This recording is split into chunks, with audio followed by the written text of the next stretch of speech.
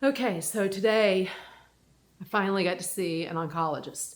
And I mean, this is the hardest part of this whole thing is it just not knowing, right? On day one, it's, you know, you have cancer showing on your abdominal wall. And generally that is, what we're seeing. It looks like it could be something that spread from ovaries.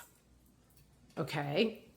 I don't know a lot about cancer, but I know I've heard that's one of the ones that you usually hear is like, that's not good. And then the next day, blood work, cancer, ovarian cancer, CT scan. It's like, okay. So, all I know is it's called the silent killer. It's one of those that it doesn't usually show until has spread. So it feels when you're first, like it feels like a death. Like, am I going to live even for a year? I don't know, right? Because at the time, I don't know. Is it in my lymph nodes? Like, where all is it? So, so today I finally got to speak to, the specialist. Thank God she was able to see me so quickly. Like, I was just like, oh my God, how long is this going to take? I mean, it's a very, it's gynecological oncologist. It's extremely specialized. There's not even one here in my town. I had to, go to the next town over. So how long is this going to take? And super fast. Thank you. So the, her wording was based on what she knows and sees already. And there's still more testing they're going to do on like stuff they already have. And they took like 5 more vials of blood. They're going to do genetic testing because as they learn more about ovarian cancer, like depending on certain like genetic disposition or mutations, it could actually be like more or less promising. So she, I don't know if this was like official or just sort of what her initial review was, is that it's stage 3C. So I didn't know that there were letters. I don't know how many letters there are. So I don't know. I should have probably looked that up already. So I don't know if C is good or bad. I'm assuming like not great. It's not an A. I mean, just thinking about being in school, I'd rather get an A than a C. But C is still passing, right? So, we felt, my sister and I felt really good about this woman, this doctor. She's really smart. This is her specialty. She's been doing this for a long time. She's just no nonsense, but also just like professional, and just, we got a really good vibe. It was an easy drive. It's like 25 minutes. And I mean, if I was living in an urban area, it would take that long to get to, most doctor's appointments anyway. So her recommendation is 3 rounds of chemo, and then see how I'm responding to that before doing surgery, which, resonated, even though I think going into this, I was like, well, don't you just like go in there and cut crap out first and then you zap things? And like, I mean, I don't know, right? I'm clearly showing my ignorance about all of this. So she's explaining why that, is the course of treatment. So we're like, okay, let's get it going. So hopefully as early as middle of next week. That gives me a few more days to have some meetings and deal with some things. And then, chemo can be as like easy as like, oh, you're just not feeling good for a day. Or it could be just like, you're 2 or 3 days of just, you're like not good for anything. So I want to plan for the worst in terms of like my availability to do anything, or my ability to like take care of myself, grocery shop, cook, whether I even feel like eating, although steroids are part of this. So I think that's, it kind of balances, right? You like do and you don't want to eat. So that feels like good news, in that it feels like, okay, I know this, I go in and then 3 weeks later I go back, and then 3 weeks later I go back.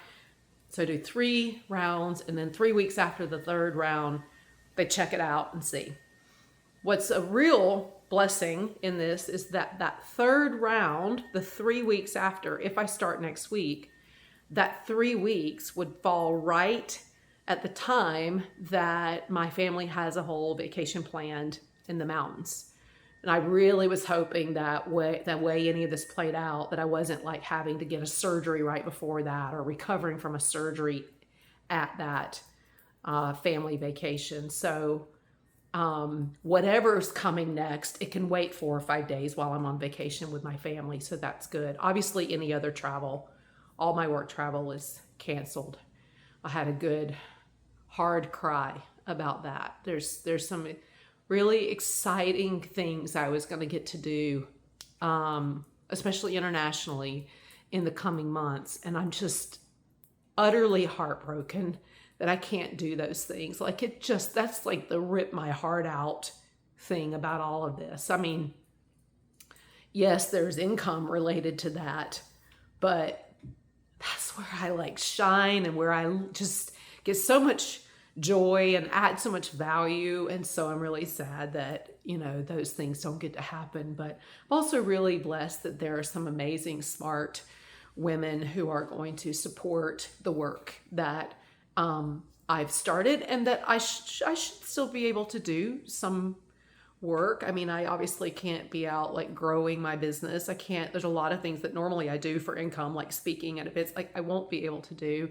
But some of the projects that I already had in the works, I can still contribute. I'm going to need to dial it back. I want to be realistic about just my mental capacity and not overwhelming myself. And also the fact that there's going to be, 3 or 4 day periods at a minimum, because these treatments I have to basically be in, they're like 8-hour treatments, right? So there's a whole day plus, I'm assuming like a couple of days after, just in case. I'm not going to schedule calls because I could be vomiting all day or whatever. So anyway, I'm feeling hopeful. My sister's feeling hopeful. We just both felt really good about that. And I was asking her, this was the other thing, is I was like, okay, so, everybody keeps telling me like, you got to get second opinions, like go to this center and do this. And I was like, I don't know if this is like a weird question to ask her, but like, when would that come in? Cause I'm not feeling like I need to get on planes right now and fly around the country and talk to people. And she said, if this doesn't work, if the treatment and the surgeries don't work and it comes back, that's when you go out and find out what medical trials there are and things like that. So I was like, okay, that I have peace with that. So I feel a level of,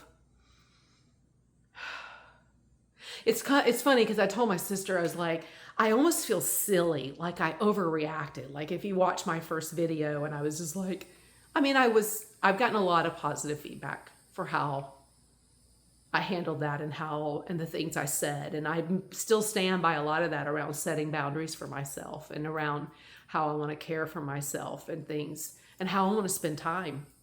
It's funny because just even in the last week and a half, I watch less like dark TV, like dark documentaries and true crime and crap like that.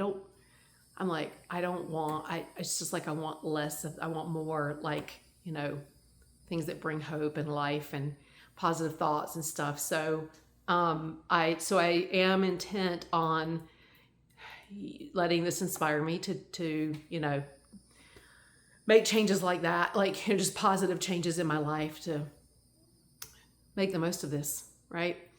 So anyway, I just feel like, oh my God, did I overreact? Right? I get a lot of people like worried about me. It's like, you have stage 3C ovarian cancer. It's still a big freaking deal. Like it's, like, no, you didn't overreact. Like it's, but it just is like, as the days go on, you start to feel a little bit more like, okay, I now I understand the plan.